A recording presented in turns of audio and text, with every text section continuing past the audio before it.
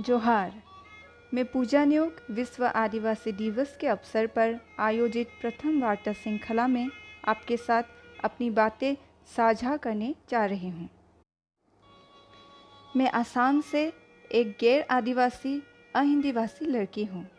आदिवासियों के संगति में लंबे समय से रह रही हूँ। मेरी सबसे करीबी सहेली भी आदिवासी लड़की ही है, इसीलिए उन्हें बहुत करीब से जानने समझने का अवसर मिला है। मेरा शोध का विषय भी इन्हीं पर ही आधारित है। तो आइए देखते हैं मेरे शोध पर आधारित मेरे कुछ हासिल। सबसे पहले इनका संक्षिप्त परिचय इस प्रकार है। भारतीय संदर्भ में कहे तो आदिवासी वो है जिसे असभ्य, बर्बर, दस्यु आदि के नाम से महाभारत काल से ही पुकारते आ रहे हैं। इन्हें भारतीय संविधान के 5वीं अनुसूची में अनुसूचित जनजाति के रूप में मान्यता दी गई है। ये सारे नाम दूसरे के द्वारा दी गई है जिन्हें आदिवासी समाज अस्वीकार करते हैं। वे चाहते हैं कि उन्हें उसी नाम से ही संबोधित किया जाए जिसे वे स्वयं चाहते हैं। इस संदर्भ में वरिष्ठ आदिवासी साहित्यकार महादेव टोप्पो जी लिखते हैं, आखिर मैं वो क्यों कहलाऊं जो कहलाना चाहता नहीं।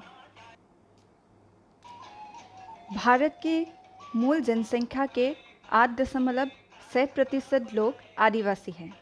इनका मुख्य स्थान झारखंड, छत्तीसगढ़, बिहार, मध्य प्रदेश, राजस्थान, उड़ीसा, आंध्र प्रदेश, केरल, अंडमान, सिक्किम, त्रिपुरा, मिजोरम, अरुणाचल प्रदेश, नागालैंड, मेघालय और असम है।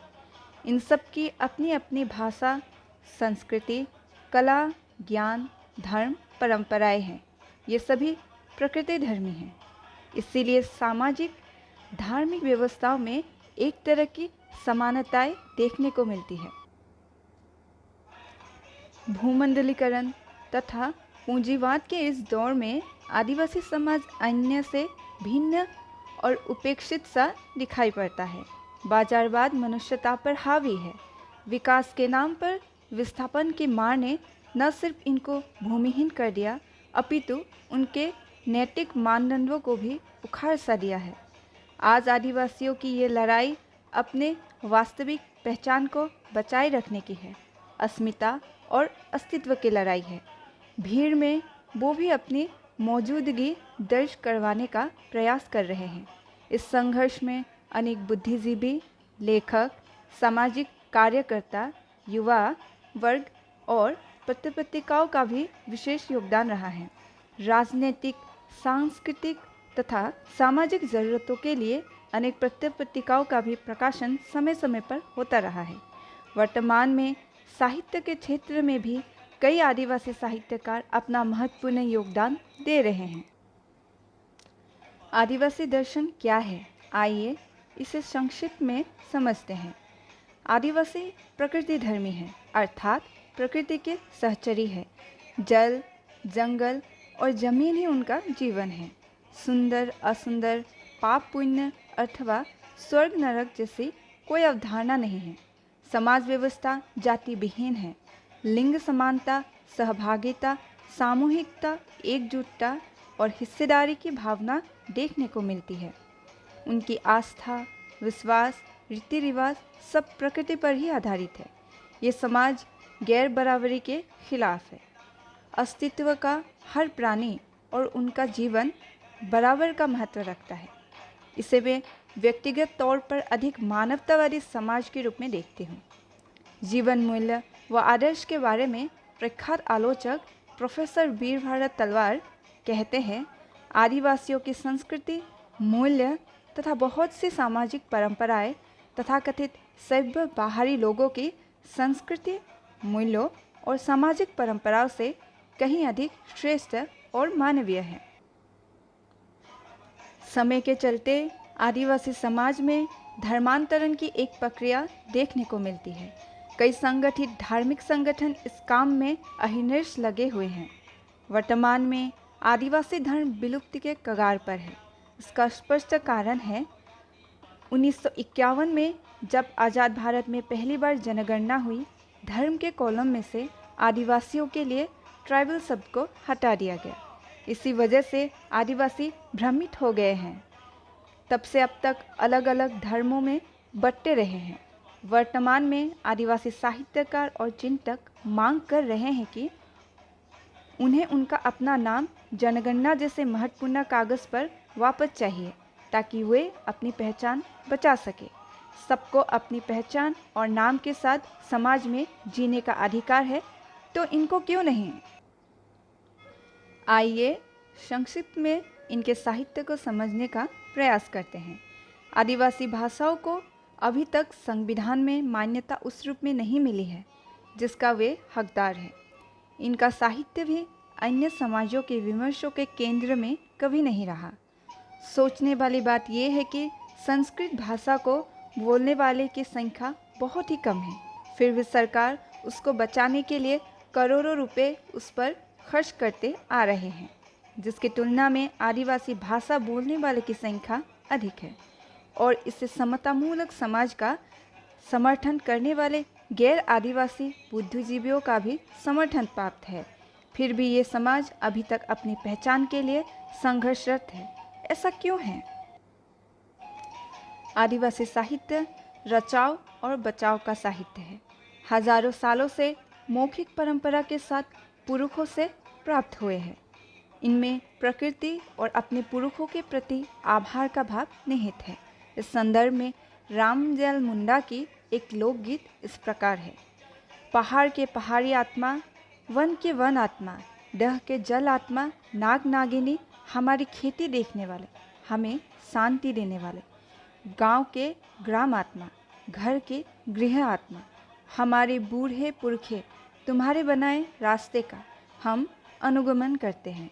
हम तुम्हें गुहारते हैं, हमारे संग बैठ लो, हमारे संग बतिया लो, एक दाना हरिया, एक पत्तल खिचड़ी भात, हमारे संग पी लो, खा लो, जोहार जोहार जोहार।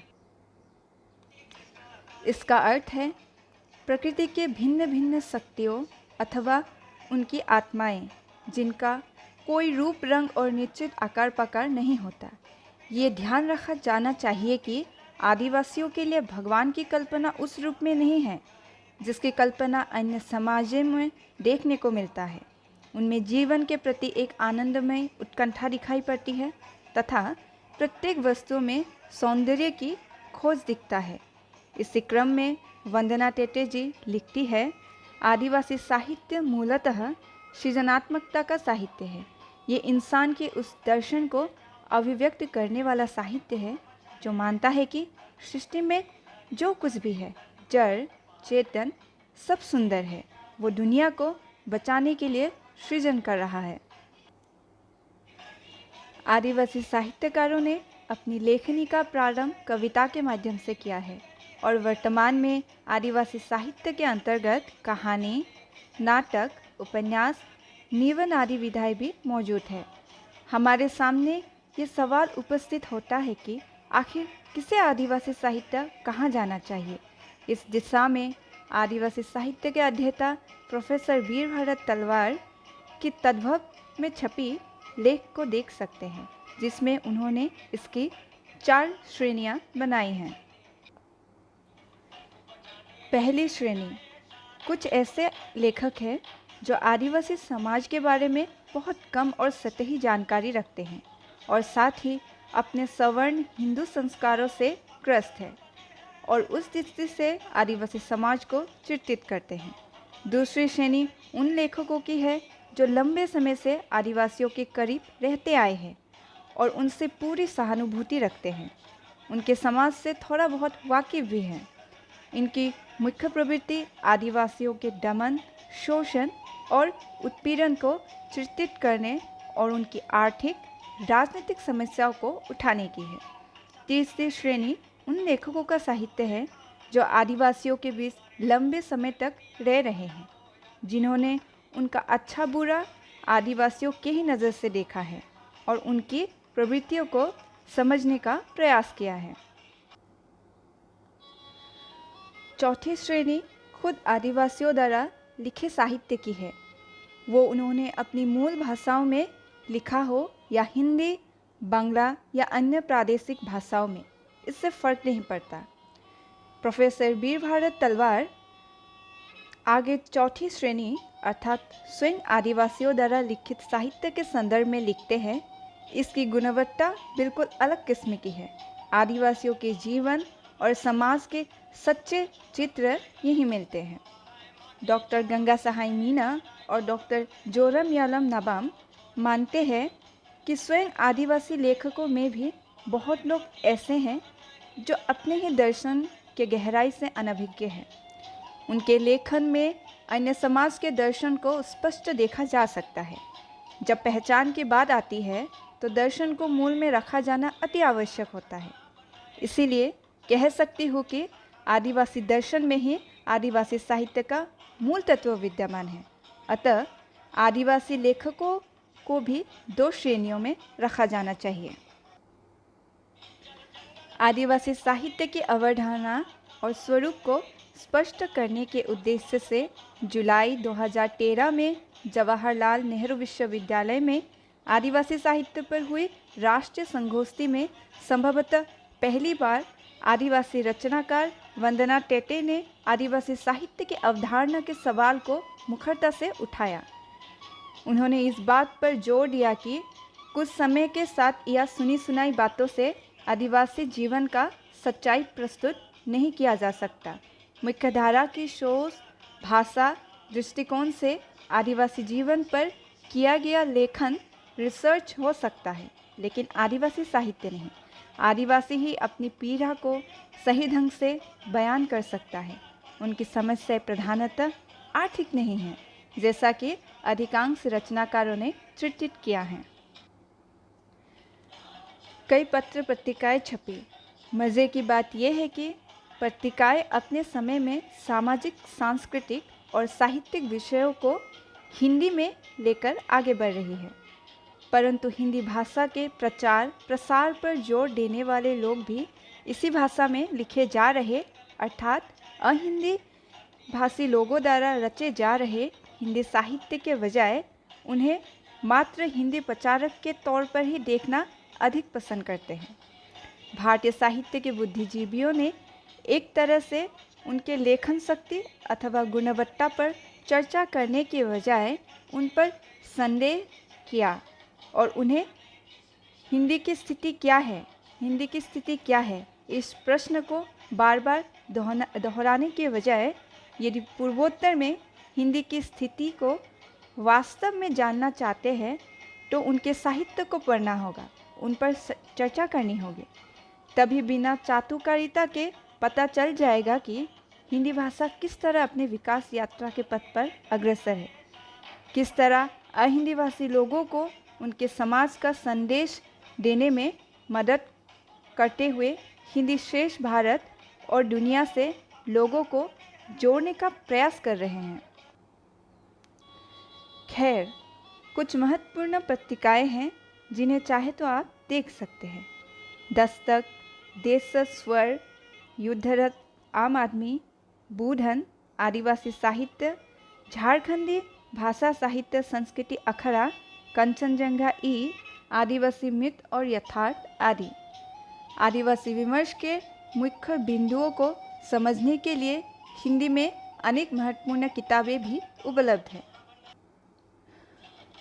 कुछ महत्वपूर्ण आदिवासी हिंदी लेखक हैं वंदना टेटे, अश्विनी कुमार पंकज, महादेव तोप्पो, अनुज लुगुन, केदार प्रसाद मीना, हरिनाम मीना, गंगा सहाय मीना, बन्नाराम मीना, हीरा मीना, नुअस केरकेट्टा, ग्रेस कुजूर, श्रीनिवास पानुरी, गुरु गोमके, बुदू बाबू, रघुनाथ मुर्मुर, मंजू जोस्ना, बागरू सोनवने, निर्मला पुतुल, हिंदी ज्योति लकड़ा, शिशिर टुडू, जोराम यालम नाबाम, मोरजुम लोई, अरुण कुमार उराव, जमुना बिदी, तारो सिंधिक, टुम्बुम रिबा आदि। अंत में मुझे ध्यान से सुनने के लिए मैं अपने सभी श्रोताओं का धन्यवाद करती हूँ। पाया लिंचो।